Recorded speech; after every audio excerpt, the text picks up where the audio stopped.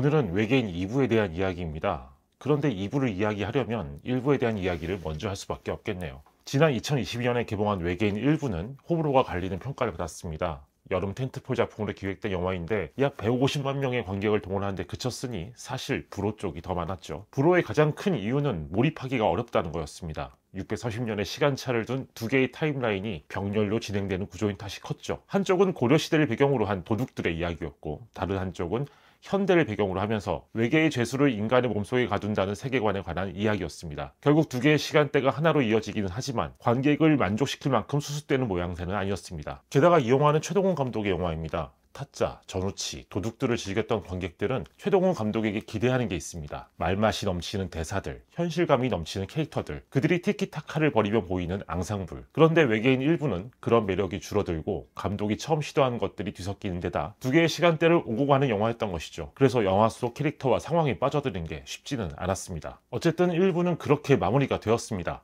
그로부터 약 1년이 지났고 2부가 개봉했습니다. 1부에 대한 불호의 평가 때문에 외계인 2부는 상당히 신기한 프로젝트가 되었습니다. 관객들이 별로 좋아하지 않았던 영화의 다음 이야기니까요. 보통 시리즈물은 1편이 성공해야 2편이 제작됩니다. 그런데 외계인 2부는 이미 촬영되어 있었고, 그래서 못 먹어도 고를 할 수밖에 없는 상황이었죠. 외계인 2부는 영화가 처한 이런 난감한 상황에 대한 고민이 역력한 작품입니다. 1부에서 실망한 관객들, 그리고 아직 1부를 보지 않았던 관객들까지 만족시키려면 어떻게 해야 하는가. 오늘은 바로 2부에 나타난 그러한 안간힘의 흔적, 그리고 눈에 띄는 최동훈 감독의 취향에 관한 이야기를 정리해 보겠습니다. 물론 스포일러가 아주 많습니다. 영화를 아직 관람하지 않은 분은 시청에 주의하시기 바랍니다. 외계인 1부는 시간대를 8번 옮겼습니다. 과거와 현재가 각각 4번씩 나왔죠. 630년의 시간차를 둔 과거와 현재 이야기는 분위기도 달랐습니다. 그만큼 자주 오고 가는 전개에 관객들이 공감하기에는 숨이 가쁠 수밖에 없었죠. 2부는 1부에 비하면 매우 직선적입니다. 과거, 현재 이렇게 두 번씩 옮겨 다니는데, 사실 뒷부분의 과거와 현재는 인물들의 시간대에서는 연결되어 있습니다. 1부의 마지막 부분에서도 현재의 가두와 썬더,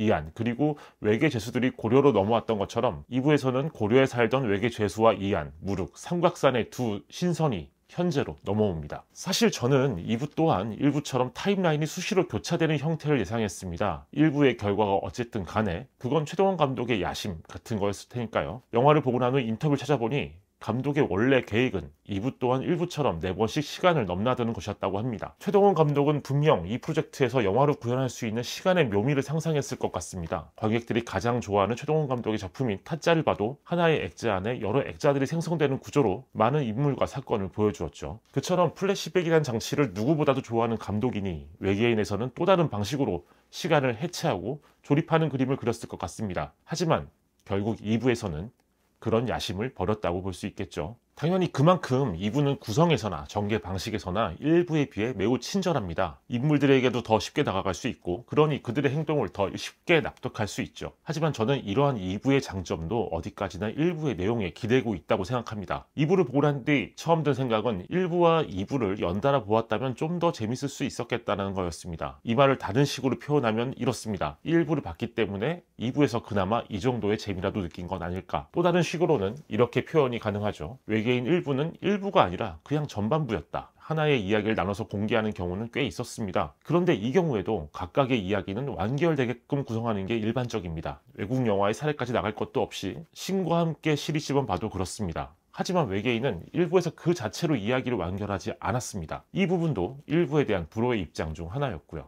그래서 저는 외계인 2부를 보고 만족할 수는 있지만 2부가 1부보다 더 재밌다고 말할 수는 없지 않을까? 이렇게 생각을 했습니다. 한편의 영화로 따지면 영화의 전반부에 하나씩 쌓아둔 떡밥과 복선들을 후반부에 풀어주는 것이니까요. 1부의 이야기를 요약하는 약 4분 정도의 오프닝 시퀀스 때문에 2부만 봐도 좋을 것 같다는 평가도 있었습니다. 그런데 저는 이런 평가도 칭찬 같지는 않습니다. 이건 이런 이야기를 굳이 1, 2부로 나눌 필요가 없었다는 것이고, 결국엔 최동원 감독이 그만큼 쓸데없이 과욕을 부렸다는 뜻이기도 하니까요. 저는 외계인 1부가 개봉하기 전 이런 영상을 통해서 최동원 감독의 영화에 나타났던 쌍둥이들에 대해 이야기한 바 있습니다. 요약하자면 최동원 감독의 영화에는 실제 쌍둥이도 있었고 실제 쌍둥이가 아니더라도 이중의 정체를 가진 인물이 항상 있었으며 그런 인물이 없는 영화에서도 이중성의 테마가 있었다는 이야기였습니다. 그리고는 분명 외계인도 이런 맥락에서 중요한 이야기를 풀어갈 것이라고 예상했었죠. 2부를 보니 역시 이번에도 최동원 감독은 쌍둥이의 서사를 매우 직접적으로 드러냈다는 걸 알 수 있었습니다. 무르의 옆에서 그를 돕는 두 명의 캐릭터 우왕이와 장항이의 비밀이 드러나는 부분이죠. 왜 이들은 무르의 곁을 지켜왔을까? 알고 보니 썬더가 무르를 지키기 위해 우왕이와 장항이의 모습으로 살고 있었다는 반전이었습니다. 외계인에서는 이런 쌍둥이의 서사가 최동원 감독의 전작들과는 다른 분위기로 나타나는 것 같습니다. 전작들에서 그는 쌍둥이의 서사를 오해와 진실의 묘미로 활용했습니다. 이 서사는 곧 작전의 묘미였고 결국에는 관객들에게 통쾌함을 주는 장치였죠. 그런데 외계인에서는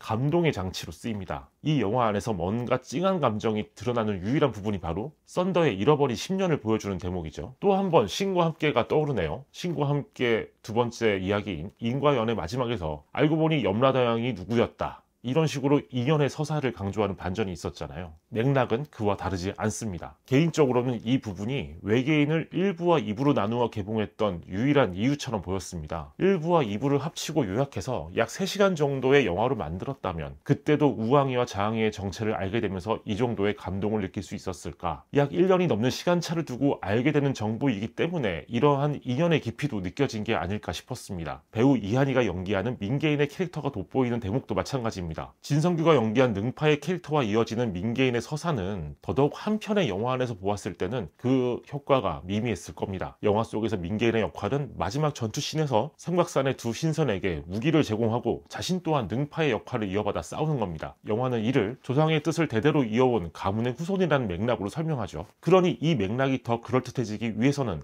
관객들에게도 그만큼의 물리적인 시간이 필요한 것입니다. 일반적으로 이런 전개는 영화보다는 드라마에서 자주 진행됩니다. 만약 외계인 프로젝트가 2편의 영화가 아닌 10편 정도의 드라마 시리즈로 기획되었다면 그때도 이러한 설정은 감동을 주었을 것 같습니다. 하지만 드라마에서는 또 일부가 보여주었던 시간의 교차에 대한 실험을 하기는 어려웠겠죠. 그러고 보면 외계인은 정말 하나로 섞이기 어려운 여러 가지 야심이 한데 합쳐진 결과물 같습니다. 최동원 감독 작품의 제목은 별다른 고민이 없었을 것 같은 형태를 띱니다. 데뷔작인 범죄의 재구성 정도가 가장 고민이 많았을 제목일 것 같죠. 타짜는 원래 원작이 타짜니까 타짜이고 또 타짜들의 이야기니까 타짜였습니다. 전우치는 전우치의 이야기니까 전우치고 도둑들은 이게 도둑들이 나온 영화인데 도둑놈만 나오는 게 아니라 도둑년도 나오니까 도둑들로 지은 경우죠. 암살 같은 경우는 이야기 자체가 암살 작전에 관련된 영화이기 때문에 또 암살이었습니다. 다른 작품이었으면 가제로 지을 법한 이런 제목들이 그대로 개봉 제목이 된 이유는 아마도 최동원 감독이 영화를 구상했을 때 떠오른 형태를 바로 그 제목이 뜻하고 있었기 때문일 겁니다. 그렇게 볼 때 외계인의 컨셉도 사실은 명확합니다.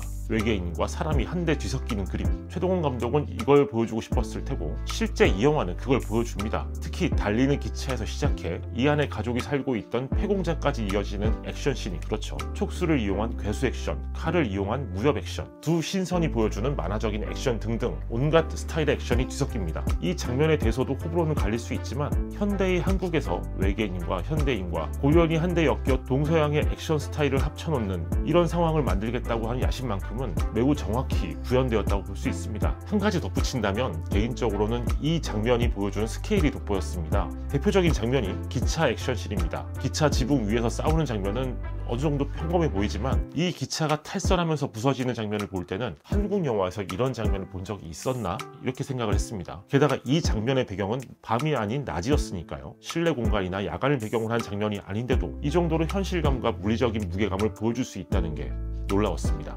결과적으로 외계인은 여러모로 대담한 시도의 작품이었던 것 같습니다.